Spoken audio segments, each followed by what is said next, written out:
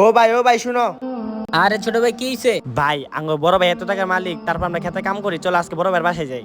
আরে না না, তুই কি করছিস? যদি আমাকে ভাইয়ের কাছে যাই তাহলে সবার সামনে অপমান করে দিব। ভাই চলো তো, পয়টা বড় দেখা যাবে, চলো।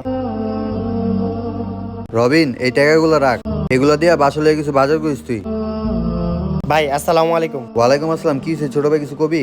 ভাই আপনার তো অনেক টাকা পয়সা, আঙ্গ চলতে অনেক কষ্ট হয়, আপনি কিছু টাকা দিবেন? দেখছো রবিন, মাত্র বাইরা করলাম আর আমার দুই ভাই পড়ছে আমাদের টাকা লইতে। এখন আমাদের টাকা ঢুকা নাই, তোরা জানতে। তোরা আমি কইছিলাম এর কাছে যাও না, এখন অপমান হইছিস না? ভালো হইছে না? চল আমার লগে। আল্লাহ আঙ্গ দুই ভাইয়ের একটু সাহায্য করো। আচ্ছা ছোট ভাই, হন তুই এই জায়গায় কাম কর, আমি এই জায়গার ফসলগুলো দেখি। আচ্ছা ঠিক আছে ভাইয়া। আরে এটা কি? ও ভাই দেখো। আরে ছোট ভাই কি হইছে তোর? ভাই দেখো আমি কি জানি পাইছি। কি পাইছিস দেখি? আরে ছোট ভাই, এটা তো স্বর্ণের কয়েন, তুই এটি কেমনে পেলি? ভাই এটা আমি একমাত্র পাইছি। আল্লাহ আঙ্গ দুই ভাইয়ের একটু সাহায্য করো। আরে ছোট ভাই, আল্লাহ চাইলে সবকিছুই পারে, এই জন্য আল্লাহ আমাকে এই জিনিসটা দিছে।